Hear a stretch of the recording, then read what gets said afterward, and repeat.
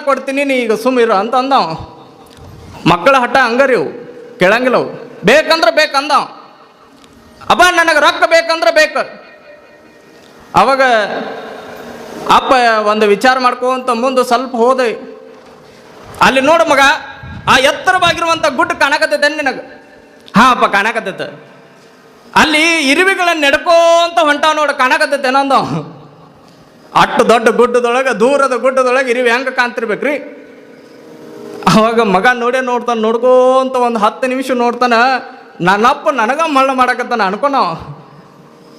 ನನ್ನಪ್ಪ ನನಗ ಮಳ್ಳ ಮಾಡಕತ್ತಾನ, ಎಲ್ಲಿ ಕಾಣ್ತಿರ್ಬೇಕಂತ ಗುಡ್ಡದೊಳಗೆ.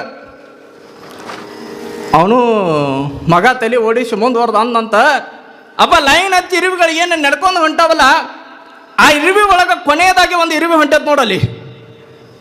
ಆ ಇರುವಿ ಸ್ವಲ್ಪ ಕುಂಟಾಕತೈತೆ, ಅದಕ್ಕೆ ಅನಾರೋಗ್ಯ ಆದಂಗೈತೆ, ಅದನ್ನು ದವಾಖಾನೆ ತೋರಿಸ್ಕೊಂಡ್ ಬರ್ತೀನಿ, ಒಂದು ಸ್ವಲ್ಪ ರೊಕ್ಕ ಕೊಡ ಅಂದವ ಮಗ.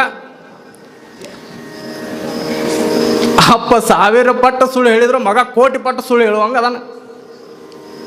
ಅದಕ್ಕಾಗಿ ಮಕ್ಕಳ ಮುಂದೆ ಸುಳ್ಳು ಹೇಳಬೇಡ್ರಿ. ಮಕ್ಕಳ ಮುಂದೆ ನಿಜ ಪರಿಸ್ಥಿತಿಯನ್ನು ಹೇಳಿಕೊಡ್ರಿ.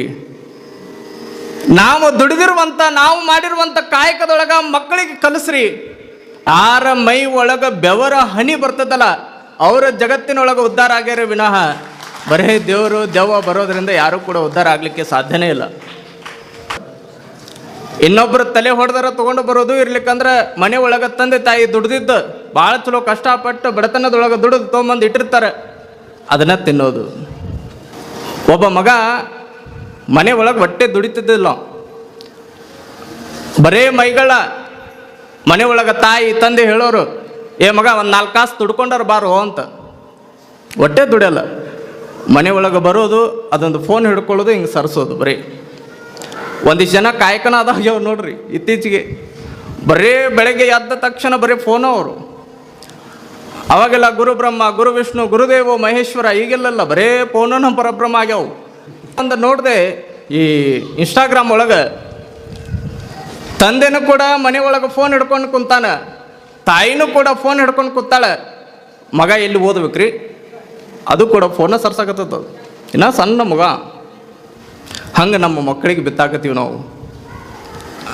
ಯಾವಾಗ ಮಗ ಬಹಳ ಮನೆ ಒಳಗೆ ಮೈಗಳ ಆಗಿದ್ದ, ಬರೇ ತಂದೆ ತಾಯಿ ಬಿಟ್ಟಿರುವಂಥ ಹರಾಮಿ ತಿನ್ಕೊಂಡು ಮನೆ ಒಳಗೆ ಏನು ಮಗ ಜೀವನ ಸಾಗಿಸಾಕತ್ತಿದ್ದ, ಅವಾಗ ತಂದೆ ದಿನ ಹೇಳವ, ಹೋಗಪ್ಪ ಮಗ ಏನಾದರೂ ದುಡ್ಕೊಂಡು ಬಾ, ಎಲ್ಲಾದರೂ ಕೆಲಸ ಮಾಡು, ನಿನ್ನ ಜೀವನ ನೀನು ನಡೆಸ್ಕೊಂಡು ಹೋಗು, ನಿನ್ನ ಕಾಲ ಮೇಲೆ ನೀನು ನಿಲ್ಲ, ಹೀಗೆಲ್ಲ ಹೇಳಿದಾಗ ಅಪ್ಪನಿಗಿನ ಎದುರು ಉತ್ತರ ಕೊಡೋ, ಅಪ್ಪನಿಗೆ ಬೈಯವ. ಅವಾಗ ಅಪ್ಪ ದಿನ ಹೇಳಿ ಹೇಳಿ ಹೇಳಿ ಹೇಳಿ ಬೇಸತ್ತು ಒಂದು ದಿನ ತಂದೆ ಹೊರಗೆ ಹೋಗಿರ್ತಾನೆ ದುಡ್ಯಾಕ. ಮನೆಗೆ ಬರುವಂಥ ಸಂದರ್ಭದೊಳಗೆ ತಾಯಿ ಮಾಡಿರುವಂಥ ಅಡುಗೆ ಮಸ್ತ್ ಮೃಷ್ಟಾನ್ನ ಭೋಜನ ಹೊಡ್ಯಾಕತ್ತಿರ್ತಾನೆ.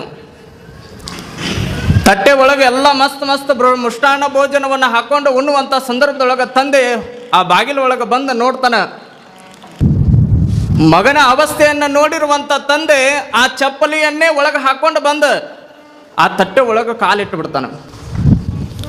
ಅವಾಗ ಹೆಂಗಾಗಿರಬಾರ್ದ್ರಿ? ಒಂದು ಊಟ ಮಾಡಬೇಕಾಗಿತ್ತಂದ್ರೆ ಈ ಚಪ್ಪಲಿ ಸಮೇತವಾಗಿ ಉಣ್ಣು, ಇಲ್ಲ ಅಂದ್ರೆ ಈ ಊಟ ಉಣ್ಣಕ್ಕೆ ಹೋಗಬೇಡ. ಅವಾಗ ಮಗನ ಕಣ್ಣಿನೊಳಗೆ ನೀರು ಬರ್ತಾವೆ. ಮಗನ ಕಣ್ಣಿನೊಳಗೆ ನೀರು ಸುರಿಸ್ಕೊಂತ ಮಗ ವಿಚಾರ ಮಾಡಿ, ಒಂದು 5-10 ನಿಮಿಷ ವಿಚಾರ ಮಾಡಿ ಆ ಪಾದರಕ್ಷೆಯನ್ನು ತೆಗೆದುಕೊಂಡು ತನ್ನ ಬೆಡ್ರೂಮ್ ಒಳಗೆ ಹೋಗಿ ಅದನ್ನು ತೊಳೆದು ಇಡ್ತಾನಲ್ಲಿ. ಯಾವಾಗ ಆ ಪಾದರಕ್ಷೆಯನ್ನು ತೊಳೆದ ಬೆಡ್ರೂಮ್ ಒಳಗಿಟ್ಟ ಮಗ ಅವತ್ತಿನಿಂದ ದುಡ್ಯಾಕೆ ಹೋದ ನೋಡ್ರಿ. ನನ್ನ ಸಲುವಾಗಿ ಅಲ್ಲಂದ್ರೂ ಕೂಡ ನನ್ನ ತಂದೆ ಸಲುವಾಗಿ ದುಡಿಬೇಕಂತ ದುಡಿತಾ ದುಡಿತಾ ದುಡಿತಾ ಹೆಂಗೆ ಬೆಳೆದ ಅಂದ್ರೆ, ಮುಂದೆ 100 ಕೋಟಿ ಒಡೆಯಕ್ಕನ ಭಾಳ ದೊಡ್ಡ ಐಷಾರಾಮಿ ಕಾರ್ ತೆಗೆದುಕೊಳ್ತಾನಂತ. ಭಾಳ ಐಷಾರಾಮಿ 50 ಲಕ್ಷ ರೂಪಾಯಿಯ ಬಂಗಲೆಯನ್ನು ಕಟ್ಟಿಸಿ ಆ ಮನೆ ಪೂಜೆ ಮಾಡುವಂಥ ಸಂದರ್ಭದೊಳಗೆ ಜಗಲಿ ಮೇಲೆ ನೀವು ದೇವ್ರ ಫೋಟೋ ಇಟ್ಟು ಪೂಜೆ ಮಾಡ್ತೀರಿ. ಆದ್ರೆ ಮಗ ಏನು ಇಟ್ಟು ಪೂಜೆ ಮಾಡಿದ್ದ ಅಂದ್ರೆ, ನನ್ನಪ್ಪ ದುಡಿಯಲಿಕ್ಕೆ ಕಲಿಸಿರುವಂಥ ಆತ ಪಾದರಕ್ಷೆ ಏನು ತಟ್ಟೆ ಒಳಗೆ ಇಟ್ಟಿದ್ನಲ್ಲ, ಆ ಪಾದರಕ್ಷೆಯನ್ನು ಕಾಪಾಡಿಕೊಂಡು ಆ ಮನೆಯ ಪುರ ಪ್ರವೇಶಕ್ಕೆ ಜಗಲಿ ಮೇಲೆ